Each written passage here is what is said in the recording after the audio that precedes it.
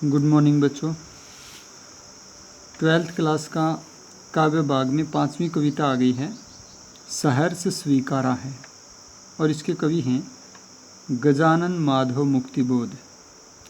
सहर्ष माने प्रसन्नता से, बिना किसी आपत्ति के, स्वीकारा है माने स्वीकार किया है। तो ये जो इनकी कविता है, इसमें गजानन माधव मुक्तिबोध की ओर से क्या कहा गया है कि कवि ईश्वरीय सत्ता को स्वीकार करता है और ईश्वर ने उसे जीवन में जो कुछ भी प्रदान किया है, सुख दुख, राग विराग, मान अपमान, गरीबी अमीरी, जो भी, उसको सहर्ष स्वीकार करने की बात करता है। ये जो कविता है, इसकी भाषा है खड़ी बोली और मुक्तक छंद में ये रचना लिखी गई है। मुक्तिबोध की छायावादी रचना है ये, जिसमें उन्होंने ईश्वरीय कल्पना के बारे में बताया है कि ईश्वर ने मुझे जो कुछ भी दिया है वो मुझे सहर्ष स्वीकार है। तो देखिए, जिंदगी में जो कुछ है, जो भी है, सहर्ष स्वीकारा है, इसलिए कि जो कुछ भी मेरा है वह तुम्हें प्यारा है। कवि ईश्वरीय सत्ता से कहता है कि मेरी ज़िंदगी में जो कुछ भी मेरे पास है वो तुमने दिया है और मुझे वो सहर्ष स्वीकार है। क्यों? क्योंकि जो कुछ भी मेरा है, यानी मुझे मिला है जीवन में, वो तुम्हें बहुत प्यारा है। ईश्वर को बहुत प्रिय होता है, वही ईश्वर अपनी संतान को प्रदान करता है। तो सुख भी, दुख भी, मान अपमान सब आपने दिया है, आपको अच्छे लगते हैं, तभी वो मुझे आपने दिए हैं, इसलिए मुझे भी ये बहुत स्वीकार हैं। अब क्या क्या दिया है ईश्वर ने, वो सारी चीज़ें देखिए। गर्बीली गरीबी है, ये गंभीर अनुभव सब, यह विचार वैभव सब। तो तुमने जो गरीबी दी है वो एक गर्वीली गरीबी है। जब आदमी सिद्धांत से नहीं गिरता, गरीबी में भी चोरी या कोई ऐसा अनुचित कार्य नहीं करता, तो गरीबी भी गौरवशाली होती है। कहता है ये गर्वीली गरीबी तुमने मुझे दी है। और जीवन के जो अनुभव हैं, जो अपने आप में गंभीर हैं, गहरे हैं, वो तुमने मुझे दिए हैं। यह विचार वैभव, कवि कहता है कि जो विचार, ईश्वर से कहता है जो विचार तुमने मुझे दिए हैं वो भी अपने आप में वैभवशाली हैं। दृढ़ता यह है, भीतर की सरिता यह है, अभिनव शब्द।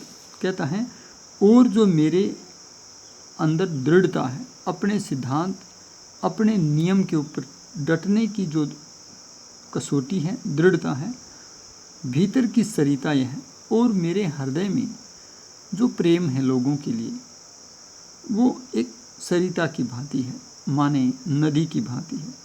और ये सब कुछ बहुत ही नया है, अभिनव है, विशिष्ट रूप से नया है। और इसके अतिरिक्त ये मौलिक है, मौलिक है, पुनरुक्ति प्रकाश है, पुनरुक्ति प्रकाश अलंकार है। मौलिक क्यों कहा है कवि ने?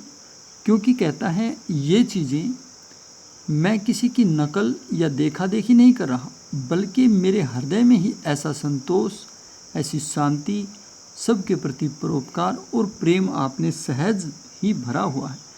वो किसी की देखा देखी नहीं है, बल्कि वो मौलिक है।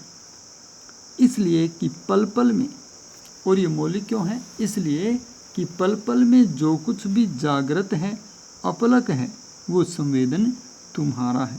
कहता है मेरे जीवन में जितनी भी जागृति है, और कैसी जागृति? अपलक जागृति। जब हम आँखों की टकटकी लगाए देखते हैं और पलक भी नहीं झपकते, तो वैसे ही ध्यान अवस्था को भी हम अपलक जागृति कह सकते हैं। ये सारी संवेदना तुम्हारी ही दी हुई है, और इसी कारण ये सब मुझे सहर्ष स्वीकार है। तो इस पैरे का कहने का भाव ये हुआ कि ईश्वर ने मुझे जो कुछ भी दिया है वो मुझे सहर्ष स्वीकार है, क्योंकि वो, हे ईश्वर, तुम्हें भी प्यारा है, तुम्हें जो अच्छा लगा वही मुझे दिया, चाहे वो गरीबी हो, चाहे वो दुख हो, चाहे वो अपमान हो, मान हो, वो सब मुझे स्वीकार है। और तुमने जो दिया है वो भी मेरे लिए गुण स्वरूप है, क्योंकि कवि इसमें कहता है कि जो गरीबी तुमने दी है वो गरीबी नहीं बल्कि गर्वीली गरीबी है। जो अनुभव तुमने दिया है वो खाली अनुभव नहीं बल्कि जीवन का गंभीर अनुभव है। जब आदमी दुखी होता है तो एक दुखी की पीड़ा को गंभीरता से लेता है, गंभीरता से समझ पाता है, तो इसलिए गंभीर अनुभव है। और तुमने जो विचार दिए हैं जीवन के बारे में वो खाली विचार नहीं है बल्कि विचार रूपी वैभव है, ऐश्वर्य है, संपन्नता है, विचारों में भी संपन्नता है। तो ये सब चीज़ें क्योंकि तुमने दी हैं इसलिए मुझे सहर्ष स्वीकार है। ठीक है, तो अब आप शिल्प के बारे में देखिए। तो शिल्प में आप कह सकते हो कि इस कविता में खड़ी बोली भाषा है और तत्सम तद्भव शब्दों का बहुत ही सुंदर समन्वय किया गया है। इसके अतिरिक्त अनुप्रास अलंकार, गय गय की आवृत्ति के कारण जो है अनुप्रास अलंकार यहाँ हो रहा है। पद मैत्री, विचार वैभव में पद मैत्री अलंकार है, मौलिक है। इसके अंदर जो है पुनरुक्ति प्रकाश अलंकार है, पल पल में भी पुनरुक्ति प्रकाश अलंकार है। ठीक है, शांत रस है क्योंकि जीवन के आकर्षण या जीवन के विषय आकर्षणों के प्रति जो है वो लालायित नहीं है कवि, इसलिए यहाँ पर शांत रस है। बिंब योजना बहुत सुंदर की गई है और प्रसाद गुण है।